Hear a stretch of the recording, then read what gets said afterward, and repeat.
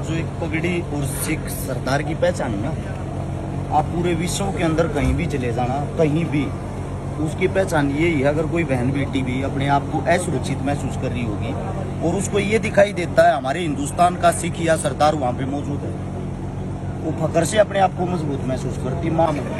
उसको बोलते हैं खुशहाली वाली गड्डी। खुशहाल सिंह दैया दादाजी का नाम था और उसी गांव के अंदर बाबा साहब के शव को लेके एंट्री की थी। गांव इकट्ठा हो गया, भाई क्या बात है। उन्होंने बताया कि ऐसे ऐसे औरंगजेब की फौज पीछे लगी हुई है और वो बाबा साहब के शव को हमारे से छीन के वहां ले जाएंगे और उनके साथ दुर्गति करेंगे। उनका ये मानना है।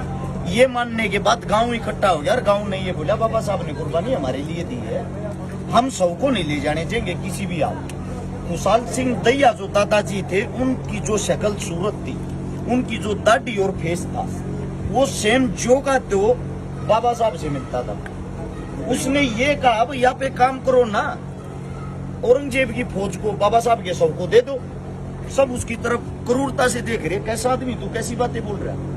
उसने बताया एक बार इस चेहरे को देखो फिर मुझे देखो, मेरा बाबा साहब का चेहरा सेम है, मेरी गर्दन काट के और आप औरंगजेब की सेना को दे दो। ये बात सुनते सब वहां के पक्के रह गए, जिंदा इंसान क्या बात बोल रहा है। तब उन्होंने बोला भाई मैं ठीक बोल रहा हूँ, मैं मजाक नहीं कर रहा, मजाक का समय नहीं है। तो उसने बोला आपके शव को काटेगा कौन, काट के देगा कौन दान में। उसने बोला मेरे शव को मेरा खून काटेगा, मेरे पोते काटेंगे, मेरे बेटे काटेंगे, क्योंकि जिंदा दिल इंसान है। हमारी जो कौम है, हम जहाँ पैदा हुए हैं, संघर्ष करना और रक्त बहाना हमारा फर्ज है।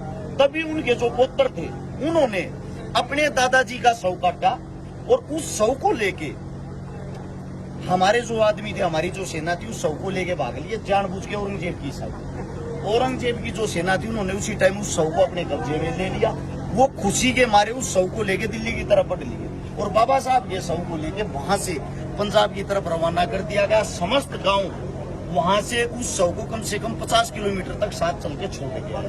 तो हमारा जो प्यार प्रेम था, अगर आप राजनीति की तरफ भी जाओगे, हिंदुस्तान की जो राजनीति थी, हिंदुस्तान की सरकार को पंजाब चलाता था। ये बात तब की है जब पाकिस्तान हिंदुस्तान एक साथ थे। जब जो राजनीति थी, राजनीति ने ये देखा कि जो पंजाबी लोग हैं, सरदार लोग हैं, पंजाब है, वे ज्यादा मजबूत, उनको कमजोर कैसे किया जाए। 40% हिस्सा बंटवारे में उन्होंने हिंदुस्तान की तरफ छोड़ दिया, 60% पाकिस्तान में चला गया। बीच की दरार पड़ गई, हमारे आदमियों को अलग अलग कर दिया।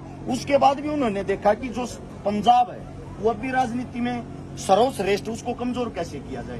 तब हमारे पीछे हिमाचल निकाला था, फिर हरियाणा निकाल दिया। हरियाणा निकालने के बाद जो 66 से 80 का जो दौर था, उसके बीच में कुछ चीजों को लेकर रिश्ते इतने खराब कर दिए कि ये आदमी एक दूसरे की शक्ल देखना पसंद ना करे। और उसके बाद जो 84 का हमला हुआ, 84 में जो दंगे हुए ना, उन दंगों में सरदारों को इतना बदनाम कर दिया गया कि कहीं आपको कोई दाढ़ी वाला भी दिखाई दे तो ये लगा लो ये आतंकवादी। ये तो भगवान का एक कर्म मान लो, कुछ भी मान लो। हाल फिलहाल कहीं न कहीं किसी भी बहाने से ये आंदोलन हो गया, आंदोलन का और कोई फायदा हुआ हो या ना हुआ हो, वापिस से वही भाईचारा, वही आदमी एक दूसरे पे यकीन करने लगे, एक दूसरे के साथ जुड़ गए। देश को पता लग गया सरदार हैं क्या, और देश को ये भी पता लग गया सच में सरदार हैं क्या। होता क्या।